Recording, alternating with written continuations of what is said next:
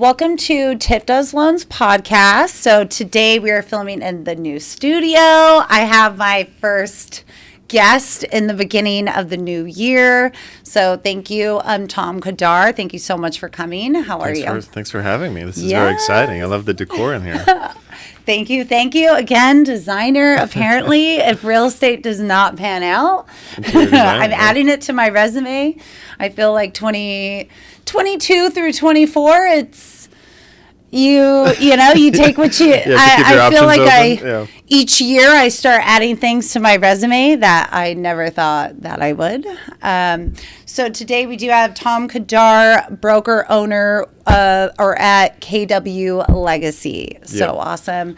I have been to your office. It's down here in like Irvine or like Costa Mesa. Costa Mesa, right off the Baker there, right behind the airport. Yeah, that's a big one. And you guys are always hosting like different events or education and all just I've seen multiple of them. I think it's like different teams, right? Yeah, I mean, I like to actually have a meetup tonight around 6 o'clock. That's kind of like an investor meetup, but I think you joined us at on the Envy meetup. I love the Andrew and Vince. I love those guys. But they were talking about kind of different forms of investing. So whatever. And I love that. It's like a whole mixture. I'm signed up for, I just see your face on there. I'm like, okay. I think the one I'm going to is like an Airbnb mastery. So I definitely want to get into that. So just to get started here, why don't you kind of tell us how you got started into real estate, like how, what really inspired it. He is a man of many talents, so we're going to go through that, but he, wholesaling, also an author, real estate, commercial, residential, just Airbnb. So all over the board. All over. So I can tell that you're passionate, just real estate, everything. So why don't you just tell us your journey? Okay. I'll try and give the short version then. I got my broker's license about 15 years ago. And I guess before that, I won't bore you too much. Out of college, I had an import-export business that did a lot of purchasing of kind of wholesale products, toys, electronics, and we had a small warehouse out of Lake Forest, and we sold a lot of stuff on Amazon before it was really cool. and then we kind of fizzled out a little bit when the economy took a hit in like 2012 or something like 2010. Yeah. So that's when I got my broker's license, my real estate broker's license, and I kind of just wanted to dip my toe in. I always liked real estate. I always liked investing, and I didn't know too much about it, but I always was kind of attracted to real estate. Yeah. I liked early on. I read the Purple Book, which is most people know as Rich Dad Poor Dad. Yep.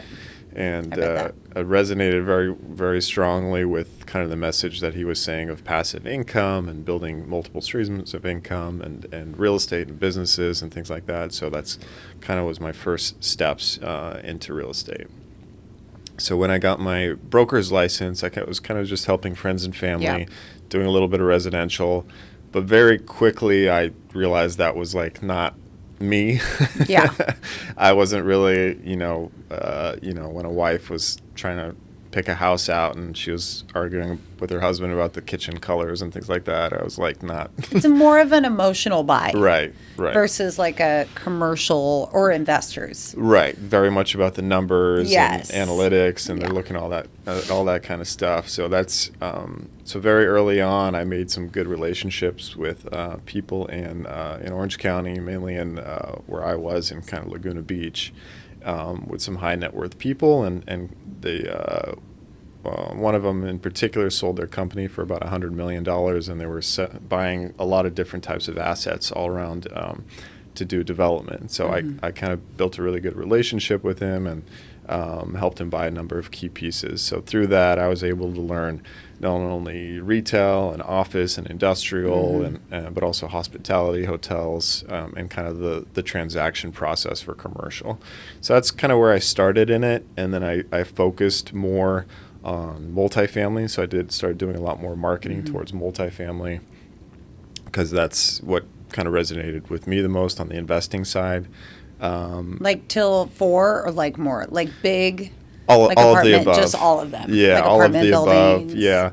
I mean, we could dive more into that too, but I think the main focus for me, I mean, the larger commercial guys, or they're mainly focusing on, 10 plus, 10 plus, and the residential people don't kind of do the 2 to 4 units. I mean, obviously, if they have more, I'm trying to get more knowledge on that out there, because they don't think it's as obtainable, right? And you as a lender know you can handle residential 2 to 4 units, and obviously the most real estate agents they're not too versed in it or skilled in it, and they don't understand the numbers that well. So me understanding the numbers of all across the board, I was able to kind of connect with those clients more, and that kind of what led to a number of other things like wholesaling.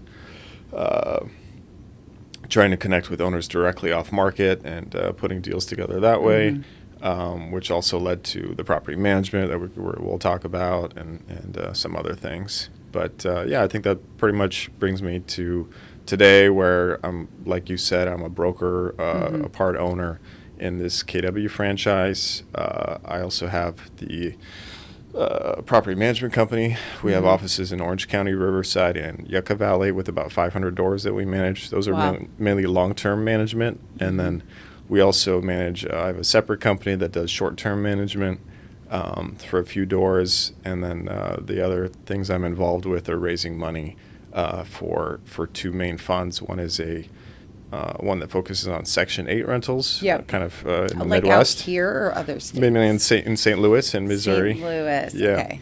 And then the other one was the Airbnb, where we do ground-up construction for Airbnbs, where we partner with one investor, we pick out a piece of land, we take it through the entire process of construction, interior design, and then manage it for the client and share the revenue, the profits with them. That's awesome. So, that one's called Blue Key, and then I guess the other section one is called Legacy Homes. So you started in 2012. Now we're in 2025. So did you slowly, like every couple years, kind of add like another business? No, it's actually all this happened in like probably the last 3-4 years. Oh wow! Yeah, all this really happened. I mean I feel like I've seen that more in the past 4 years. Like I said, like even me, I'm like, we start to pick up, a lot of people picked up more, I guess. Opportunities. More opportunities, something, to, especially after like 2020, it's like definitely eyes open as to, how we can expand. Or even last year, I became a video editor, host. Which is super important during COVID. I mean, that's how you connected with your audience. So I mean, during that time frame of 2020, when obviously the interest rates came down a lot, and then there was a lot of opportunity out there. That's when I built my own portfolio. I own myself about 25 units of smaller apartment buildings and single families. And are they in California or other states? Those are mainly here in Riverside County, out in the desert, and then a couple in Orange County. But very small, kind of 2 to 4 units, and maybe 1 6-unit out in Bakersfield. But I resonated obviously a lot with multifamily, and I really liked kind of that whole process, and I knew how to manage them. I know how to create value and all to that pick stuff. The right tenant. So California, I feel like, is super important. Like a lot of people are worried more to invest here just because with all the tenant laws and kind of what's been happening. But with you also have that property management. So because you have that and you have your team already set up, like, do you feel more confident? Like, I should, I should, but you're absolutely right. Even starting 2025, I mean, every year there's more and more laws that are coming out against landlords. I mean, most recently, they took away we used to be able to hold two months security deposit. Now that's limited to 1 month. Yes. The things you can kind of look behind on the background check has been limited quite a bit. So really? There's all these little things that are very much, and then of course the max increases that you could do on rent is the biggest thing. It's 5% plus inflation. So I mean that's around 9 or 10%. I think ours goes up like $100 a year, or like your roughly. rent at your place. Yeah. I mean it all depends like roughly, and we're in Huntington. Yeah. But it's like every October. Low. Yeah. They should be able to raise it minimum 5 to 10%. So if somebody else buys the building, they will definitely trying to raise it on you even more. So yeah. And that has, well, I can see, and I appreciate some of the laws, but yeah, it seems, I wish like the background check like that, like those should be more up to the landlord, I feel like. But that's why like some of the landlord friendly states, like you could do like a thorough background check, right? Are those one of the upsides? Yeah, I mean, honestly, you can do it anywhere, but the reasons you can reject somebody is obviously a lot more limited here in California. Yeah, it's not the ideals, but obviously here the advantage is appreciation. I mean, there's only so much land here, and especially in Southern California. I mean, I guess we do have a huge fire kind of raging through LA right now. I know, it's so devastating. Which is, I guess,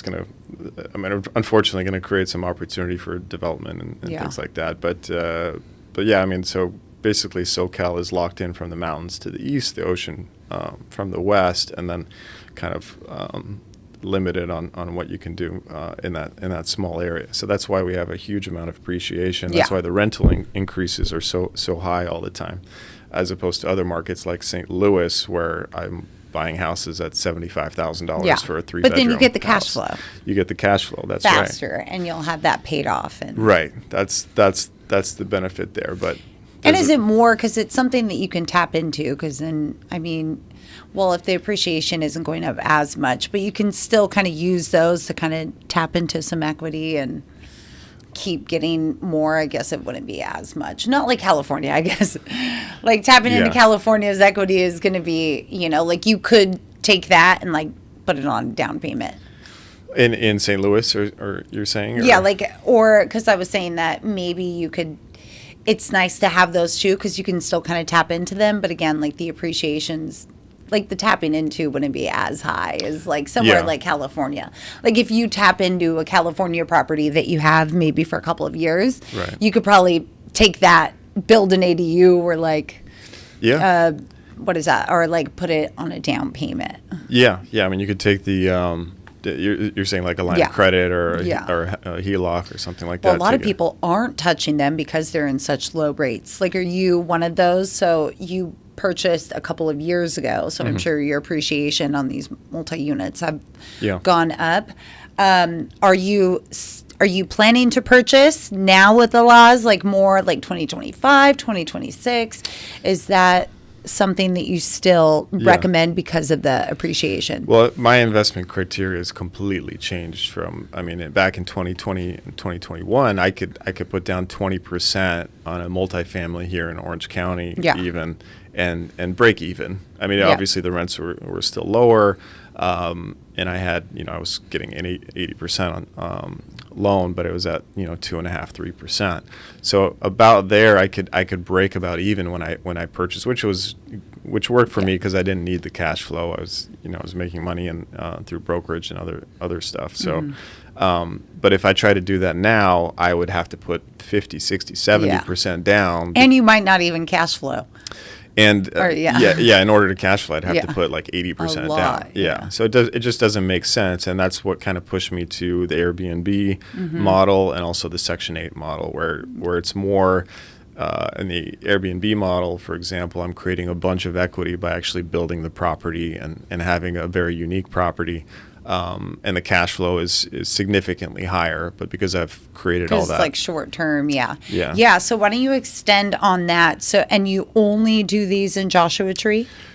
We started out in Joshua Tree. We did about 6 or 8 of them there. Most of them we flipped and just kind of sold. We just completed one it's been about 3 months, and that one's cash flowing very nicely, but we always partner with, like I mentioned, one investor, and they have the option of selling it and cashing out, and usually getting, a 20-30% return on their money right off the bat, or they can keep it, and then there's a cash flow there, and they get maybe, let's say, a 10% return on their mony. But they also get to use the property, and they also get to go out there and enjoy it. So it's like an added benefit. And I feel, is that what more people are doing, kind of keeping them?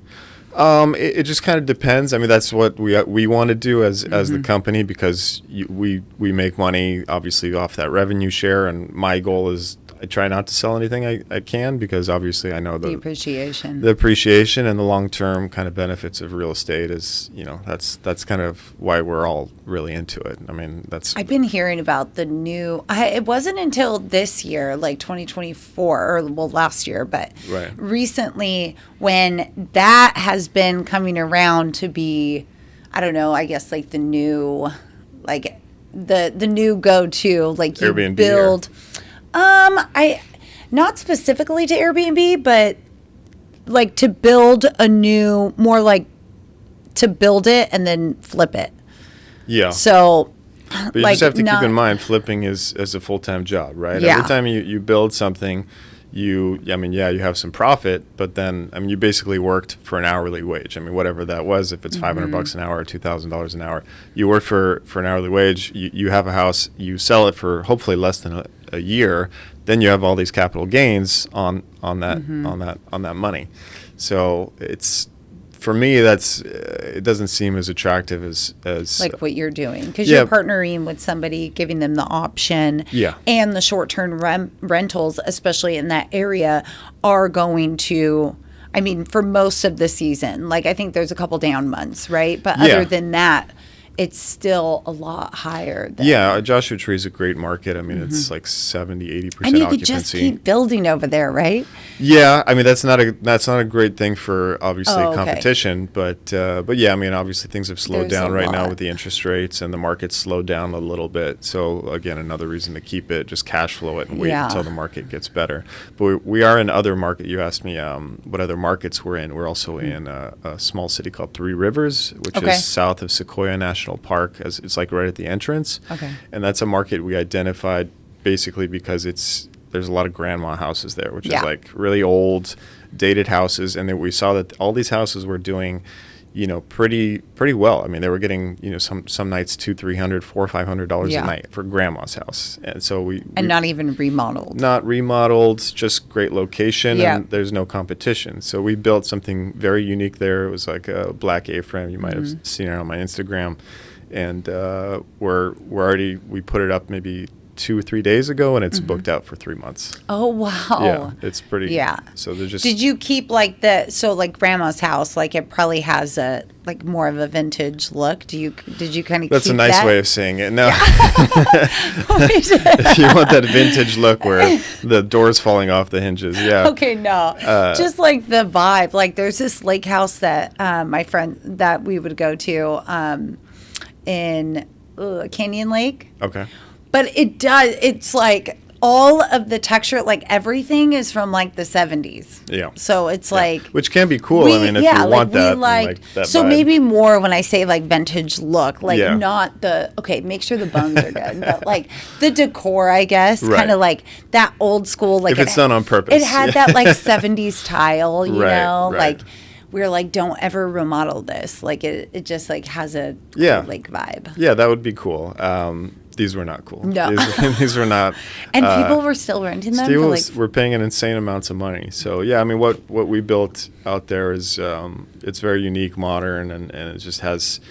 And it's so. The key things there are the location, the construction, unique build, and then obviously the interior has to look good. The amenities around the property, so we have everything from a sauna to a cowboy tub to a spa to outside bathtub, all these kind of unique little things which make an experience really, really nice. And then if you want to go on vacation, they want to be able to kind of enjoy the spot, and especially you take the professional photos and you put it up on Airbnb. Airbnb has a very specific kind of algorithm. So they see somebody kind of scrolling, and then they stop and they take a look at a picture and they stop there, they click on it, they spend like a minute. They'll move me higher up on the list because they saw. And do they kind of give you those insights? So know like what works? Okay. They don't tell you, but they know. They have their own formulas on this is doing really well. People are clicking on it. People are booking it. I'll move right up. We'll go right to the top. Yeah. That's good to know as like that service that will do that. So at least if I mean, they're not doing it for us. They're doing it for them. They want to make money too. So they want to, I mean, same thing with Instagram. I mean, they want to put stuff that's viral or whatever on top of the list. So keep making sales. There. That's the whole point of all that stuff. But the third market we just went into is called Blue Ridge in Georgia. I'm not sure, but it's a really popular. Georgia's like hopping all together, but I don't know like Blue Ridge, but. It's beautiful mountain ranges, and I think the name comes from kind of the blue mountains that you kind of see in the early morning hours or when the sun goes down. But beautiful area. A lot of people from Florida, from New York, when they want to get out of the city, they want to go to some mountainous area. That's kind of the closest place to them. Yeah, Georgia's been like... It's been popping. Popping for a while. Yeah. But like mainly I hear of Atlanta, and they have a lot of bases over there too. So military bases. Yeah, a lot of military bases. But I do have some investors that they don't do like a lot of Airbnbs and stuff over there, but it's like buy and holds. So I feel single families, things like single families. Yeah. And then what do you think? Okay, so kind of coming into our market, like beginning of the year. Okay. So far there has not really been a lot of activity. But not just a lot of activity. Like it's just kind of the announcements of the rates. They haven't the end of last year they said that there was going to be like 6 rate cuts, and obviously there wasn't. But nothing like that was really delivered this year.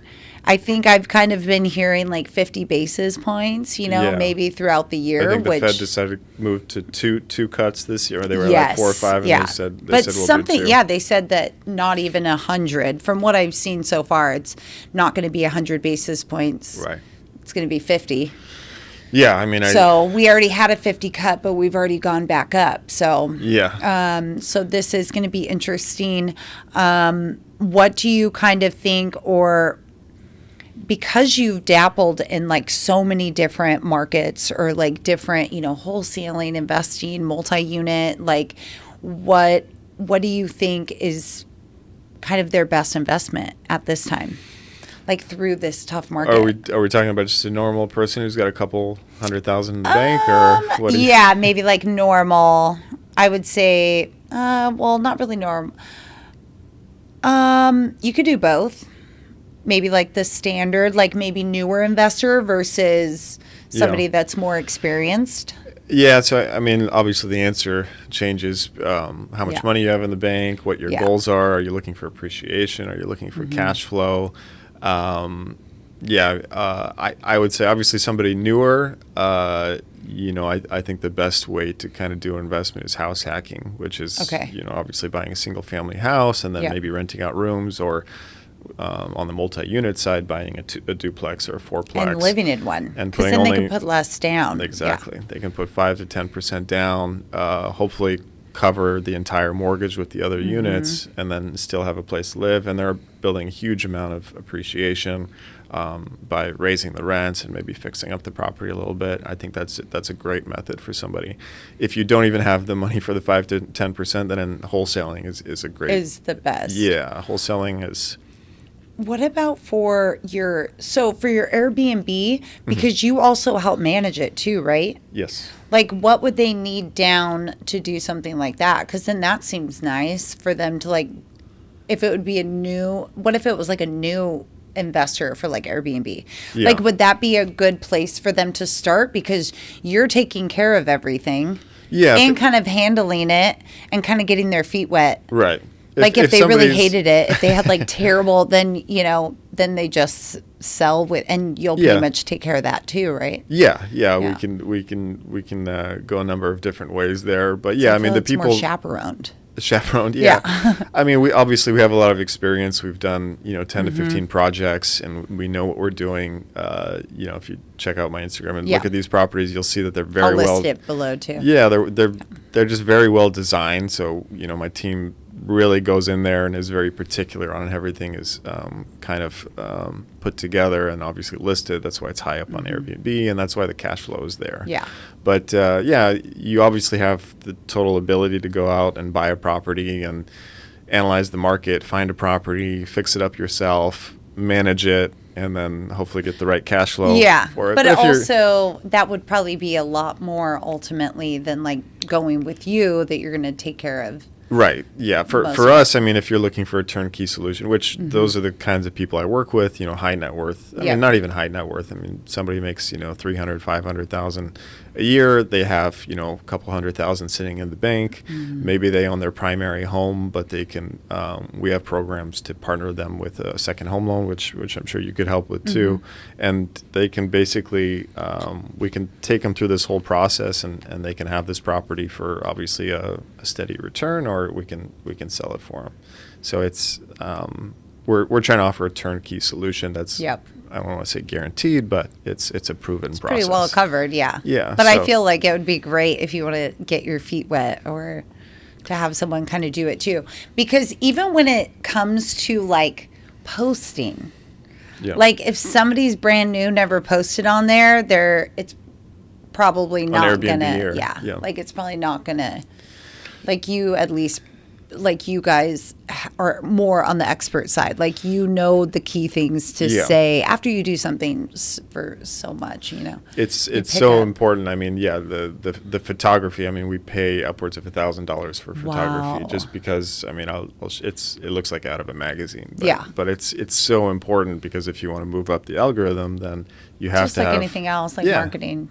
You have to be completely dialed in. But so I think that is something that holds some investors back too, is because they hear about the marketing. But I believe multifamily investing kind of talks about that, like the best way to market a property. To market, because I feel like that kind of holds people back too. Like, do you kind of help them in that aspect as well, like other investors or realtors? Kind of market. I mean, on the investor side who want to get started, I mean, I'd like, it again goes back to what their goals are. I mean, if you can have a bunch of money, you just want to park it and you want to have something local that you can kind of see and touch here in your market, you can definitely do that. If you want an Airbnb, that's a nice, pretty property that you can travel out to. I mean, you have that option as well. Some people are looking to be more involved, and I 100% I'd support that. I'll help you buy the property, a 4-unit here in Costa Mesa or something like that. If you want something that's more passive and you just have income coming in, that's an option too. Everybody is very different. A little different, It's like me and my clients. Just like tell me where you're going, and then I'll make an action plan. Right. Like let's get that roadmap together. Something else that totally stood out when I met you, we kind of talked about you guiding other realtors, and you're an author. So I have one book, but you have written a few, right? I think just two. Just two. 2 or 3. Yeah. I mean, my first one was again, these aren't books. I mean, I wouldn't call them a book. Like action pamphlet. Plan, I don't know. Like a how-to. They're like how-to books. Yeah. My first one I think was more on commercial real estate because that's over. Once I had my broker's license, I started doing commercial. About 3, 4, 5 years in, I found that I had a good network of residential agents that were reaching out to me for help. Like, how did they get into it? Absolutely. Yeah, how they get into it, or some people, and I'm happy to do that, just help them kind of with their transaction. But a lot of good agents just are really dialed into their residential kind of network, and they don't want to touch commercial, but they'll refer it to me, and basically I'll partner with them. I have an industrial building right now with a residential agent that I'm been working with for over 10 years, but he basically is very good at his residential business, but he doesn't really want to do commercial. So he basically partners with me. We split it, and I basically handle the whole process for him. That's awesome. And he obviously he makes money off the deal. And still, not having to do anything. So and that's perfect. Yeah. So that was my first book, the kind of a background synopsis for residential agents about commercial real estate, and then then if we can touch on the next book too, raising money for real estate agents. I mean, that's really what I'm kind of passionate about now, is helping residential agents and commercial agents tap into their current network and being able to raise money for bigger projects, whether it's for their own projects or for other projects, where they can basically say, because we're always getting people, especially here in Orange County, you've got 200, 500,000 sitting in the bank collecting 1% or less. When you could be on an investment project. Exactly. And they, for example, the Section 8 one, we raised about $1 million for that one. We're giving our investor a preferred return of 8 to 12%. Wow. So, no matter what, they're getting that. We just cut them their first check. I think we're going to cut them their first check this week of 8% on for this quarter on $1 million. And they're also getting a 50% of the equity that we built in the project as well. So that's a really good. Yeah, the guy was super happy because he was about to invest a bunch of it in the stock market, and he gave it to us instead. And then the market took a dive. So he's like, "Thank you for taking taking the money." So I feel real estate is, obviously a good hedge against the market, but it's. I don't know. Maybe I'm biased, but I think it's just so much smarter when you can basically really go in there and value add some kind of property versus a stock where you're just kind of like, oh, that's Apple. I'm going to throw $1 million at Apple, and hopefully they do what's right, and hopefully the economy doesn't fall apart. Hopefully, there's not a war or something that says, okay, every stock in the market's going down. Yeah. No, I love the real estate idea, and just that there's so many different avenues but I love that you're helping. I feel like last year and this year, and that's so great. I know a couple of other people as well, but for you to take that time and help them tap into their already network. Yeah. And, and that's the thing. Sometimes we meet so many people. Like I recently started doing it. I know I'm going to follow up with your book, but to get better at it. But, I'm a loan officer, but I go to a lot of networking events. And now I'm partnered with he's an investor and also a realtor up north. But he has a big deal. I think we touched on it in Missouri. Right. So now I'm preferred lender, plus I'm also helping. Right. I have the Newport pool. I'm out here all the time. So now I'm learning how to raise capital and kind of add that in. Again, add to my resume. Yeah, no, it's such an important and it's thing. Huge. Yeah, it's huge. Not to, belittle, but you can make a lot of money. Kind of just not even having your own project. It takes a lot of work. Like the Section 8 thing. We have to go out there, find a property manager, or a handyman, contractors. We built our entire team before we bought a single property. Then we have to find off-market properties. We look at portfolios. We analyze them, and then after we close, obviously we're managing the property. We're bringing up the value by raising the rents and doing all these other things. So if you don't want to do all that, you can connect with somebody like you have, who's already done this at a higher level. And then you could add money to their pot, and then either you are part of the GP. He'll still. I guess most call it a finder's fee, or there's still money involved. You do have to be careful on that because I don't know the loophole, but there's still the way that there's a certain way. I guess how you can't give marketing. You can't give a referral. The SEC doesn't. Depends on how it's structured. 506B. Some of them say it's through their title company. So I don't know. We don't give advice here. Okay. let's just throw that out there. Do not take that advice. But obviously the point is that if you should benefit from that because that's your network, your money that you brought into the pot. So either you should get a cut of the GP, just even to as I'm working with them, if another way that it could benefit me as I'm also building. Now I can also, with this project, I'm going to go in on it too. It's a great project. So and you're building your network, and you have all these opportunities. And I'm the preferred lender on this one too. So this one I'm kind of, I'm all over the place. A little double dipping on that one. So that's good. but not all of them. But for your Section 8 project, like how many partners do you have? Or do you always have the same partners? Yeah, in that one, that's like crucial. Is that like number one in investing? If you're doing like the multi and syndications, is it like your partners? Partners are super important, obviously. I mean, I have the same partners as I do have in the brokerage. Okay. Great guys, and they all bring something different to the table. I've got a guy awesome. who's really good in the background. He's good at finances and kind of the management of the properties. And then I've got another guy who's helping on the acquisition side of analyzing properties, and then having the conversations with brokers and all that kind of stuff. And I'm kind of overseeing all of it and trying to help out wherever I can. But yeah, it's so I mean, that goes back to my book of raising money. It doesn't have to be something as complicated as your project or my project. Yep. The most of the time I'm talking to real estate agents locally here or do flips, and then they see, I mean, how often, real estate agents been in the industry for 5 years, they talk to an owner and this is like, no, I don't want to go on the market, but I'll take this price for my property. I'll cash, or which is discounted.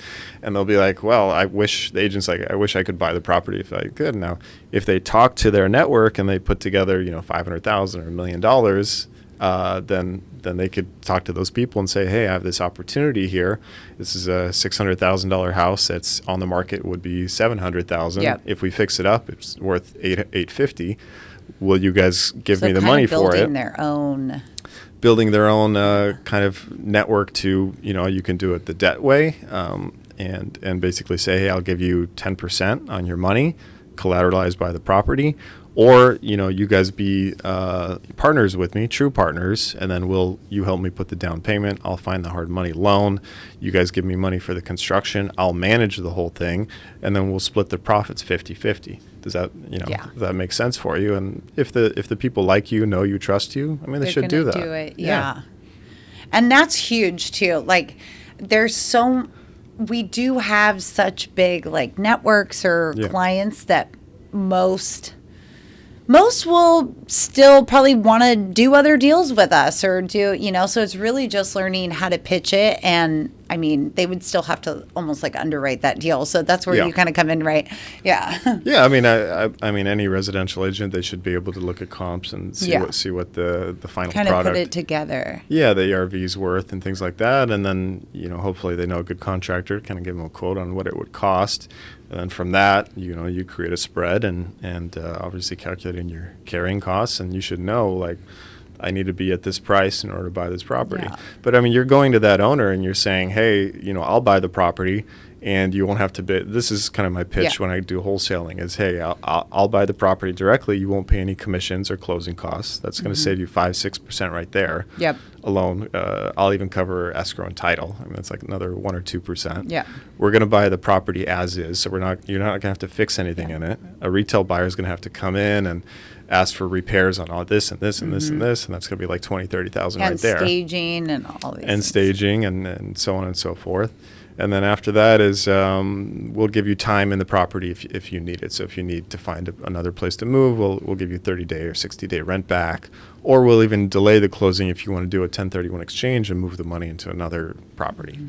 So with those three kind of benefits, owners are like, okay, well, this makes sense. If I get a fair price, I'll do it. And that's how years probably 21 and 22. I mean, we did just crush it. Yeah, wholesaling was really popular. I mean, during that time period, we were very aggressive with our offers, and sometimes we would offer market price, even, and we would cover the commissions, and we'd still offer the market price because you knew in like 21 people were putting over. Yeah, so people were putting over, and if we did a lot over, like and like multiple offers. So is that more because you knew the market, like they're putting multiple offers? But in this type of market, right? This market is going to be. You have to be a lot more. Yeah, you have to be a lot more aggressive to try and negotiate the price down. So yeah, I mean the market's very different now. But yeah, back then, I mean, we could write an offer at market price, what it was at market price, and we could wait 30 days and the price would go up and we could still make a profit on it. But yeah, obviously things have a little changed now, but we're moving. Yeah. We just have to get more strategic, Right. Just teaching us, we're filling up the tool belt. These past couple of years. Yeah, I love that you said tool belt, because I always, when I talk about, I have the classes in our office about development, about property management, about wholesaling, and I always kind of say that's Tom's tool belt, because if you're a real estate agent and your only kind of skill is just to call up and basically be like, do you want to sell your house? No? Okay, click. Do you want to sell your house? No, click.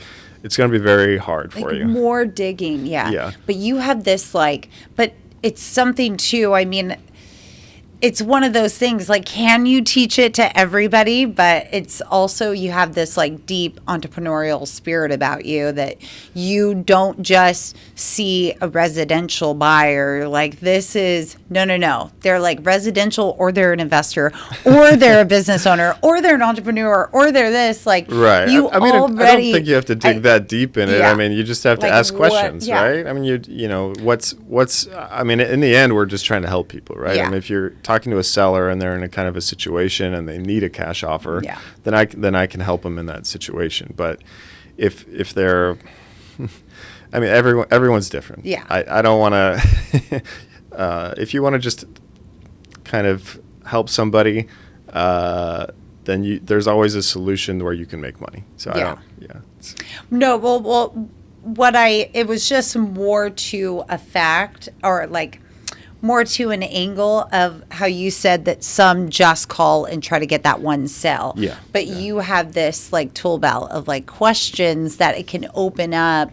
You're not taking that slam door, okay, that one's closed. Well, wait, is this one open? Right. What about this one? Yeah. This one? It helps that I own a property management company, or I can give them a cash offer, or But you're very well knowledgeable in all of real estate. I know. And I think that helps too. Of course. To know, even in the beginning, I started as a loan officer. I was at a retail for the first couple of years. So really, I didn't even know anything. I focus on, and we had so many, these systems, they're just like a sweatshop. Right. They're just bringing in people. But it's also I didn't know, I knew what they offered. So I didn't really take that time to go out of the bag. Well, what else can I do?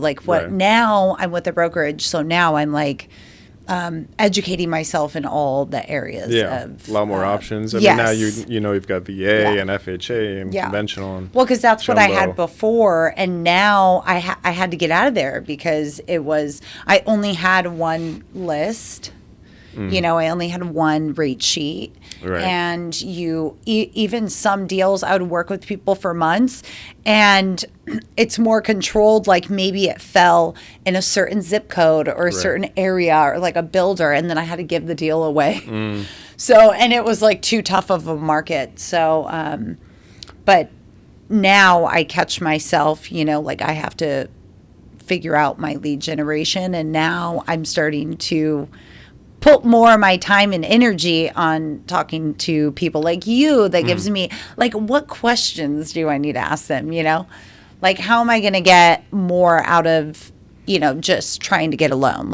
Now I'm but now I'm bringing in now I have projects, now I have podcasts, so I'm more similar to you. But that's super important is having I noticed that too. I try and post something and share something about my story all the time, but it's amazing how many people are listening to you and kind of learning from you. So if you can be that resource from them, and that's kind of, somebody approaches me and has something, and even if I don't know the answer, then I know that, this is a loan question. I know I need to go to TIFF to kind of solve that problem. So, love that. Yeah. And I just, especially in this time, what a tough market that it's been, all of your experience, and you just being that resource for so many realtors and loan officers, just whoever it may be. It's just with your books, how many people that you're going to be helping and growing their business. The fact that you're putting your time and energy into helping others grow their business, I think is one of, just an amazing, just so great to do, especially in this market. Yeah, I mean, we want to. I mean, obviously, it's a very tough market. A lot of real estate agents have fallen out. These are tough times. So, I mean, it goes back to kind of having that tool belt. So, always having different options. I mean, it would be very tough right now to obviously just pick up cold calling and be like, hey, do you want to sell? No. Do you want to sell? No. Cold calling is tough. Yeah. But yeah, I mean, if you have more options open to you, and I think that's what I'm trying to get out there, and that's what you're trying to do as well. So be the education. Yeah. But I'm big on the videos. Like, I'm obsessed with it. I think, but I've built my business. I've kind of transformed my life in a lot of ways using YouTube and audiobooks and people that are willing to they're like, hey, I'm successful and I did this. And I'm like, okay, I'm going to follow you. And then just one thing leads to another. A couple years later, now it's just like my whole feed is full of just, successful people. It's like, surround yourself. So now it's like anytime I open it, it's like I'm learning something. Yeah. Or motivating somehow. Yeah. I mean, that's what I see you doing feed. Your runs all the time. It motivates me to get my butt in the gym. I've been getting that. Some people are like, I started running again. I'm like, okay, it's worth it to me, and I try to put like a little quote or, something to keep going, keep grinding. Like, everybody needs to hear right now. They do. Yeah. Especially right now. Yeah. I know. So we will wrap up here. What is this year looking like for you? So what are some goals or just maybe a prediction? Yeah, I mean, hopefully 2025 is bright. Obviously, we have the interest rates kind of working against us on some stuff, but I don't like to make excuses, right? It's I think on our Section 8 portfolio, we already should have under contract today or tomorrow an additional 50 units in that one. So we'll be trying to raise another $1 million for that. And on the Airbnb, our Blue Key company, we have we're just in a couple weeks we'll close on our second property in Georgia, and then we have we just started building our second property in Three Rivers. So I mean, it's just always just a lot. I mean, obviously the market's not great right now, and you're very diverse. Yeah, I mean, we also have the property management company. My goal is to grow that to about 1,000 doors. We're at 500 right now. Wow. We're hiring we're in the process of hiring somebody else for that company who's going to help us do that. So, I mean, it's just pushing on all fronts. But, I mean, just like you, I love real estate as an asset class. And I always, in the long run, there might be a little bit of a dip right now, but we're going to come back. We're going to come back We're going to come back. Yeah. Even if this is, said 2024 was... Now that you've seen it, it was kind of like a bridge. Yeah. Like for me in my life. So I was like, okay. But, it's all for the setup, of the bigger picture. So I feel like as an entrepreneur, it's like you can't dwell in the current conditions and just got to stick to that. The long-term Stick goal. to the long term. I know. Now I like meditate, journal. Like I picked up like every side activity to like keep the mind right. So we'll see which activity I will pick up this year. Okay. I'm sure another one. But Tom, I just want to thank you so much for coming in. I will have all of his information posted below. If you are a wholesale property management trying to learn as a realtor to enhance your business and just overall, even if not a realtor, like raising money, you don't even need to be a realtor or an investor. Yeah, I mean, again, even if you're trying to get like a side hustle, I feel like, like that, you could still, I mean, there's tons of real estate events and, start talking to the right people. I throw them too, but I'm happy to, again, any other topics I talked about, I'm happy to connect with somebody on a call or, anything just to kind of help them out. Yeah. Awesome. So feel free to like, share, comment, and subscribe, and I will have everything below. Thank you. Thanks. Thanks, Tiff.